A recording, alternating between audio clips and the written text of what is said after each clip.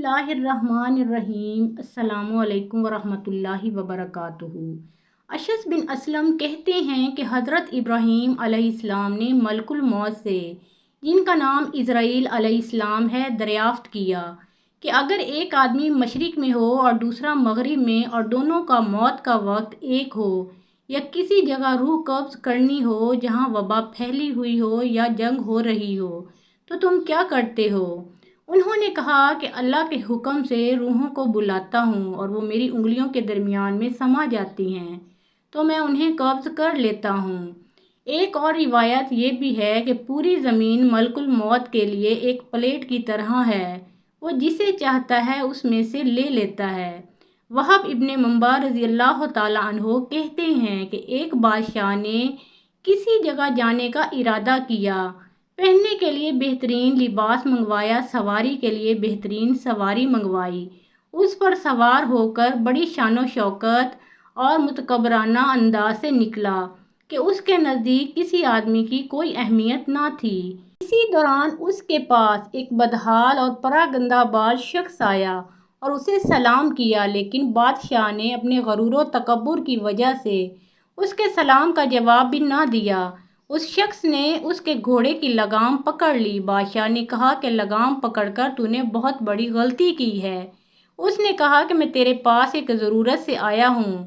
बादशाह ने कहा कि मेरे उतरने का इंतज़ार कर। उसने कहा कि नहीं, इसी वक्त काम है। ये कहकर उसने लगाम को ज़ोर से झटका दिया। बादशाह ने कहा कि ठीक है, अपनी ज़रूरत बयान कर। उस शख्स ने कहा कि ये एक राज की बात है। बादशाह ने अपना चेहरा उसके करीब किया। उसने कान में सरगोशी की, मैं मलकुल मौत हूँ। ये सुनकर बादशाह का रंग मुतगय्यर हो गया और ज़बान लड़खड़ा गई। वो कहने लगा, मुझे इतनी मोहलत दे कि मैं घर वापस जाऊँ और अपनी बात ज़रूरियात पूरी कर लूँ और अपने अहलो अयाल को अलविदा कह दूँ। मलकुल मौत ने कहा कि अब इसकी इजाज़त नहीं, अब कभी तू अपने घर वालों को और अपने मालो मता को नहीं देख सकेगा। ये कहकर मलकुल मौत ने उसकी रूह कब्ज़ कर ली और वो सवारी से बेजान लकड़ी की तरह ज़मीन पर गिर पड़ा। हज़रत अमश रवायत करते हैं कि मलकुल मौत हज़रत सुलेमान अलैहिस्सलाम की मजलिस में आए और उनके साथियों में से एक को घूरने लगे। जब मजलिस बर्खास्त हुई तो उस शख्स ने हज़रत सुलेमान अलैहिस्सलाम से पूछा कि ये कौन शख्स थे जो मुझे इस तरह घूर रहे थे। हज़रत सुलेमान अलैहिस्सलाम ने जवाब दिया, ये मलकुल मौत थे।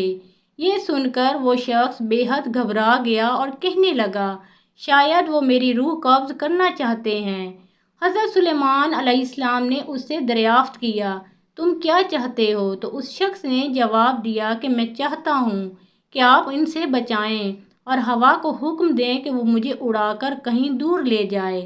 आप अलैहिस्सलाम ने ऐसा ही किया। थोड़ी देर के बाद मलकुल मौत दोबारा मजलिस में हाजिर हुए। हज़रत सुलेमान अलैहिस्सलाम ने उनसे पूछा कि तुम मेरे फ़लाँ साहब को क्यों घूर रहे थे? मलकुल मौत ने कहा, मुझे उस शख्स को आपकी मजलिस में देखकर हैरत हो रही थी, क्योंकि खुदा ताला से मुझे उस शख्स को हिंद के फ़लाँ इलाके में रूह कब्ज़ करने का हुक्म मिला था, मगर वो आपकी मजलिस में था। मगर जब मैं उस इलाके में पहुंचा तो वो वहां मौजूद था जहां मैंने उसकी रूह कब्ज़ कर ली। ज़िंदगी और मौत सिर्फ अल्लाह अज़्ज़वजल के हाथ में है। किसी जी रूह को उसकी मौत के बारे में खबर नहीं दी गई सिवाय अल्लाह के नबियों और बुरगज़ीदा बंदों को। लेकिन ये एक ऐसी हकीकत है जिससे इनकार मुमकिन ही नहीं। कुल्लू नफ्सिन ज़ायक़तुल मौत, के हर जी रूह को मौत का जायका चखना है। अगरचे मौत के बारे में कोई हतमी तौर पर आगाही नहीं दे सकता, लेकिन बुजुर्गाने दीन इस बारे में पेशन गोई करते हैं। और हज़रत अली रज़ी अल्लाह ताला अन्हो का मौत के बारे में फरमान है कि जब इंसान में 3 अलामात ज़ाहिर होने लगें तो जान ले कि मौत वाक़या होने वाली है।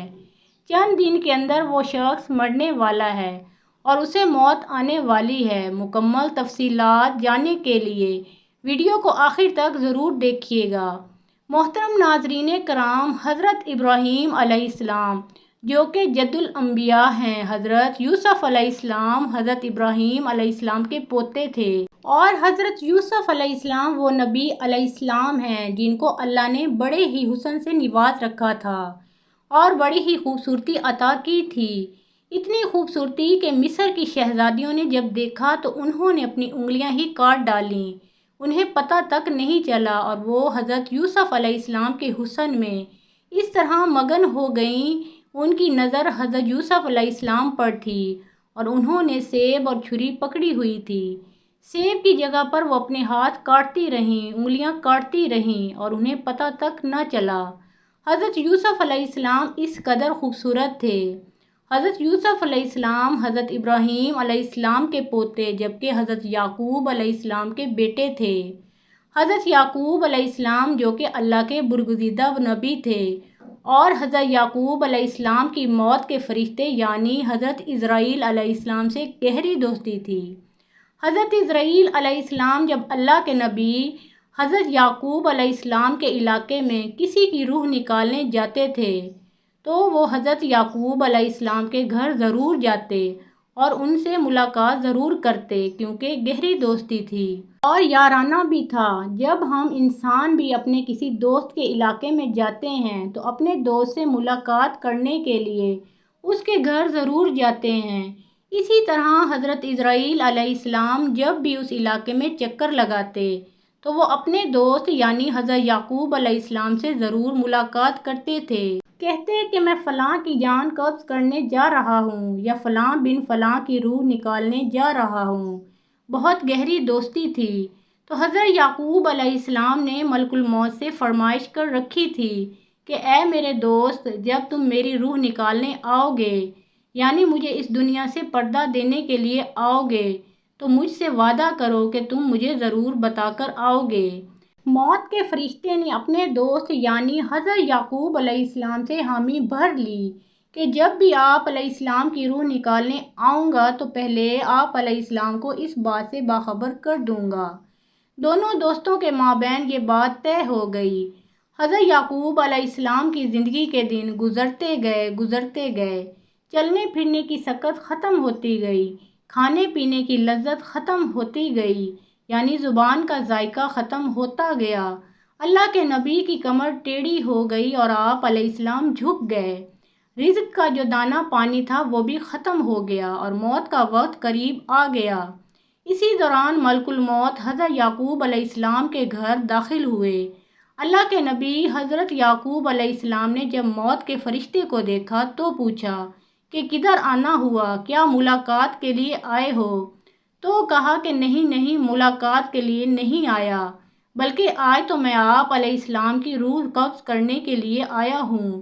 تب حضرت یعقوب علیہ السلام نے کہا کہ اے میرے دوست، ہمارے درمیان یہ بات طے ہوئی تھی کہ جب تم میری روح نکالنے آنا تو پہلے مجھے بتا کر آنا، لیکن تم نے مجھے بتایا تک نہیں۔ آپ نے میرے ساتھ یہ وعدہ کیا تھا کہ میں آنے سے پہلے بتاؤں گا، تو آپ کو اپنا وعدہ پورا کرنا چاہیے تھا۔ تب ملک الموت حضرت عزرائیل علیہ السلام نے عرض کیا کہ اے اللہ کے نبی، آپ علیہ السلام کے ساتھ میری گہری دوستی ہے اور یہ کیسے ہو سکتا ہے کہ میں آپ علیہ السلام کے ساتھ کیا ہوا اپنا وعدہ بھول جاؤں اور آپ کو نہ بتاؤں۔ اے اللہ کے نبی اور میرے پیارے دوست، میں نے آپ علیہ السلام کو ایک بار نہیں، 2 بار نہیں، بلکہ پورے 7 بار بتایا کہ میں آپ علیہ السلام کی روح قبض کرنے کے لیے آنے والا ہوں۔